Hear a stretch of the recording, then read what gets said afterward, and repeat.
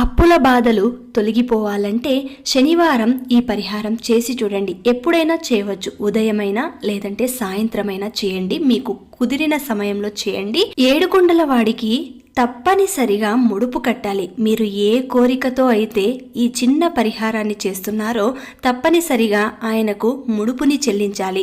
అది పసుపు వస్త్రంలోనే చెల్లించాలి. కాబట్టి పసుపు వస్త్రంలో ఎంత డబ్బులు ముడుపు కట్టాలి అని మీ మనసుకు అనిపిస్తుందో అంత మాత్రమే కట్టండి. ఆ తర్వాత ముడుపు కట్టినది స్వామివారి ముందు ఉంచి ఆయనకు ఏదైనా మీకు తోచిన నైవేద్యం పెట్టి ఒక చిన్న దీపం, అది కూడా బియ్యం పిండితో తయారు చేసిన దీపం, బియ్యం పిండిలో కొద్దిగా నెయ్యి వేసి కొద్దిగా బెల్లం వేసి దానిని దీపపు ప్రమిదంలాగా చేసి 7 వత్తులు వేసి నేతితో దీపారాధన చేయండి. ఇలాగా 7 వారాలు చేసి 7వ వారం తిరుపతికి ముడుపుతో సహా వెళ్లి మొక్కును చెల్లించుకోవాలి.